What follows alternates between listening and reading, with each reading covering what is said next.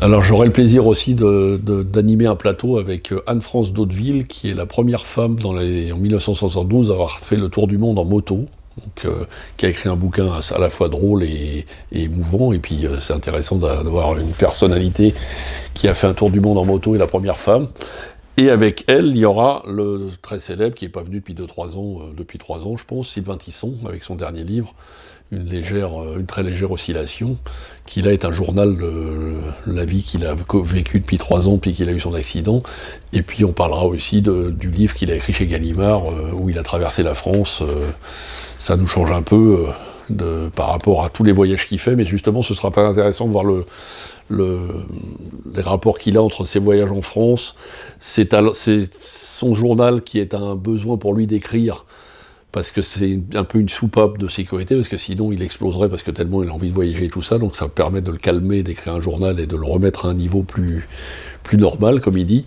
Et donc ce sera intéressant de nous raconter la différence qu'il y a entre ses voyages, son écriture qui le place un peu dans la normalité, un peu comme il dit, dans la légère oscillation, et puis son périple en France qu'il a découvert un peu juste après son accident. Il y aura aussi Nadir Dendoun, qui a écrit Un tocard sur le toit du monde, hein, le gars du 9-3 qui par défi a véritablement été escalader l'Everest sans entraînement, sans rien et tout ça, donc c'est très truculent, très marrant et tout ça, il sera là aussi pour vous parler de ça. Et puis la grande révélation de l'année dernière, hein, encore une qui nous vient pour le plus grand plaisir pour la première fois, c'est Catherine Poulain qui a écrit Le Grand Marin, hein, l'histoire donc de son voyage et de toute sa vie qu'elle a fait en Alaska et tout ça. Donc ça, je pense que ce sera des rencontres absolument très intéressantes dans un domaine un peu différent du polar ou de la littérature, mais c'est ça aussi Saint-Maur. Alors, des petits nouveaux à Saint-Maur, des petits nouveaux qui sont des grands nouveaux. Accompagné, il y aura Françoise Bourin qui nous revient pour la 2e fois cette année, qui est adorée par les mamies et tout ça, et qui est une femme absolument truculente, drôle et très sympa, et vraiment très proche de son public.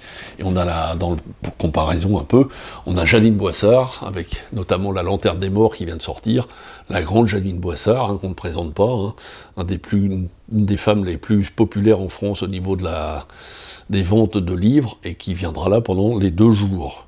Et un petit nouveau qui nous vient le dimanche, un petit nouveau à Saint-Maur, mais pas un grand nouveau, hein, quand on parle des best-sellers, c'est Monsieur Marc Lévy, qui nous fait le plaisir et la gentillesse de venir dédicacer tout le dimanche après-midi à Saint-Maur. Donc précipitez-vous, parce qu'il n'en fait pas souvent, pas beaucoup, donc c'est un grand honneur pour nous que de le recevoir. Voilà, Monsieur Marc Lévy, qui sera là également le dimanche à Saint-Maur.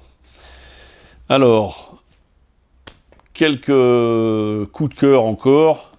Le coup de cœur de toute la Griffe-Noire l'année dernière pour le meilleur roman de l'année, c'était Luca Di Fulvio avec Le Gang des Rêves, qui nous revient cette année avec un nouveau livre, et celui-là qui est sorti en poche et qui sera là les 2 jours à Saint-Maur. Et là c'est un grand événement, parce que c'est vraiment c'est notre Goncourt à nous l'année dernière, hein. C'est notre prix Goncourt Griffe-Noire, donc il sera là pour vous rencontrer pendant les 2 jours. Luca Di Fulvio, il vient spécialement d'Italie pour notre plus grand bonheur. Un qui est là tous les ans depuis des années, qui est un ami et qu'on adore, Monsieur Jacques Expert, qui revient aussi cette année, toujours pour ses polars en poche, et pour Ne nous quittons pas, qui est totalement différent de ses livres habituels, qui est un peu un souvenir de vacances. C'est un livre à la fois sur une anecdote qui s'est passée dans son enfance, véritable. Ne nous quittons pas, ça fait penser à qui? À un chanteur célèbre, hein, Jacques Brel, pour ne pas le nommer, et un quiproquo qui s'est passé pendant son enfance, qui lui permet de raconter à la fois, de décrire à la fois de manière très tendre et très nostalgique l'époque de ces années-là, et puis surtout de pouvoir un peu rendre un hommage un peu appuyé à son père. C'est un très très beau texte, un très très beau livre, et très tendre, et on n'attendait pas du tout dans ce genre de domaine. C'est quelqu'un qui n'a pas fini de nous étonner. Il sera là également les 2 jours.